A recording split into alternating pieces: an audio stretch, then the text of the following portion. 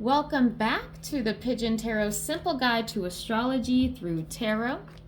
This is our final discussion in the series. Today we're going to bring everything together from our previous discussions, and we're going to bring it together in a very, possibly more than needed, a very complex tarot spread. This spread is designed for introspection, not to answer any particular question, just to kind of try to look inside ourselves and get a better understanding of our influences that are in our lives. Now, this spread is meant to incorporate everything from our previous discussion, how we interpreted the cards, the planets, the signs, all of that. But if you prefer, you can still continue to use your own familiar interpretations of the cards, and feel free just to use this as a guide, change it up whatever way suits your abilities. We are going to focus on the houses from the previous video, the 12 houses. That's how we're building this spread. I will have an example in the next video that's already been pre-set up just to help speed things along, and I'll go through each of the houses. And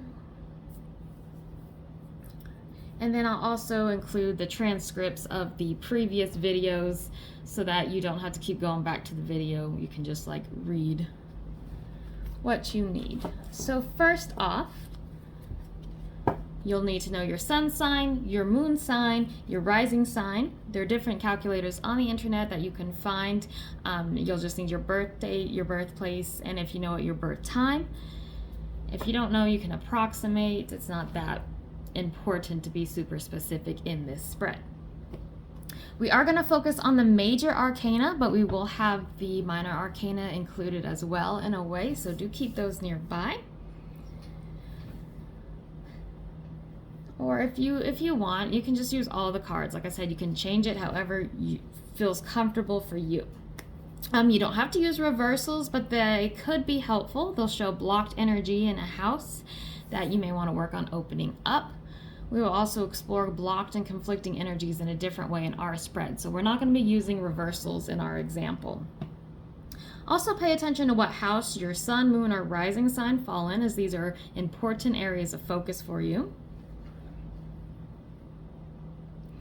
And whichever your sun sign falls into, like, this is a major influence, so focus on what house that is.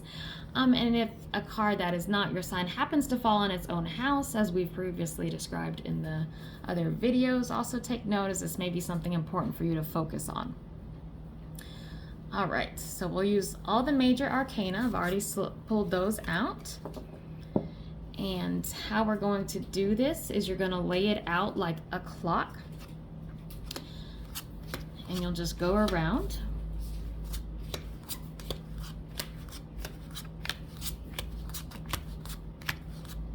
So we got our 12 houses. We're going to put 2 major arcana in each house. You'll notice we have 22 cards, 24 houses in this way. So with the Fool and the World, we're going to leave those slots empty, because these are going to be the end of something and the beginning of something.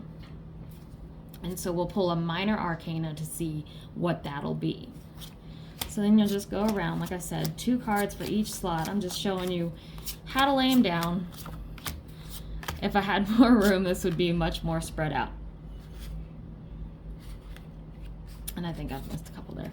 But anyway, so then you'll pull your 2 minor arcana cards to go with these, the beginning and the end of something. I'm just trying to rush through that real quick. All right. So that is going to be our setup, and then we're going to be adding something new. You can skip this if you want to, but we're going to be discussing the aspects. Now, the aspects will work a little bit differently in our spread. They're going to be a powerful focal point for you to use. Let me just also mention real quick, since I did not do so, if we're placing our cards around in our circle, right, and you happen to pull the Fool card or the World card as your second, since we want them to be alone, right? We're going to take the other card in that spot and we're just going to move it forward. So we keep the Fool and the World by itself. You can change that up if you find an easier way to do that, but that's just how we're going to be doing it today. All right, for our aspects, like I said, it's going to be important for you to know your sun sign. This is our 0 degree, our conjunction. This is the card we read in the position. Oh, we won't be reading our actual sign, but remember, in our spread, we're going to have the cards paired up. So if this is our sign, this is going to be our 0 degrees, our conjunction aspect that we're looking at. Okay, these cards are usually in great harmony with each other. Then directly opposite from it, at 180 degrees, is our opposition card. This card is more disharmonious. It can conflict, and we may have to discover ways to integrate this energy into our lives. All right, once we have our points, we're going to focus on the 5 most important aspects first. 90 degrees from our sign is going to be the square. This card is where there is the greatest tension, but we can also use this to reach our greatest potential if we learn how to work with it. At 30 degrees, we have the semi-sextile. This card can take us, we can take this as a personal challenge that will help us grow. At 60 degrees, we have the sextile. This one may be a little bit tougher for us to integrate into our lives, but it is a place to focus on in order to allow for new potential and growth in our lives. At 120 degrees, we have our trine. This is a very complementary energy that enriches our lives and makes us feel in great alignment with ourselves. And then finally, we have the 150 degrees. The inconjunct, we cannot integrate this energy into our lives very well. We might have awareness of it, but it's not a focus for us. We're not trying to integrate it. We're not trying to resolve it. Now, for the last 3 aspects, in our circle, these will already be on our wheel that we've created. You'll just have to locate, where your sun card is, and then find the card that's 180 degrees from it, 90 degrees from it, and so forth. The last 3 aspects we have, they're not going to be on our circle. You don't have to use these again, but they may add a little bit more interpretation, a little bit more into your spread. So you'll pull 3 more minor arcana cards, as they're not already going to be on our wheel. So we'll have one at our 45 degree angle.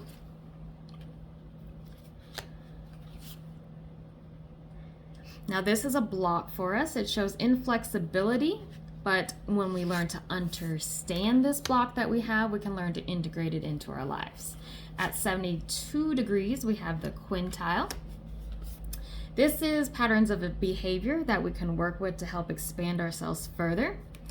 And then finally, at 135 degrees, we have the sesqui-square. This card shows a minor challenge that we must learn to control to better align ourselves with our goals. So that's just a quick overview of how the aspects are integrated into our spread, and we'll go through that more in our example. Now, our coverage of astrology, we didn't include the aces or the core cards. So if you happen to draw aces, this is one. This is about inviting new things into our lives, new energies that we may not already have integrated into our life. And then if you draw a court card, this is going to represent a person who is a big influence on your life.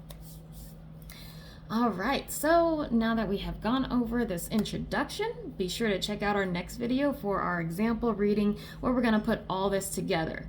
If you choose to skip it, this ends our exploration of the astrology through tarot for now. Thank you so much for checking out our videos. Hopefully you've learned something or started thinking of ways to integrate cards a little bit differently. Don't forget to check out Pigeon on Tumblr, Instagram, and Facebook for our daily tarots, and join us on our live stream on Twitch.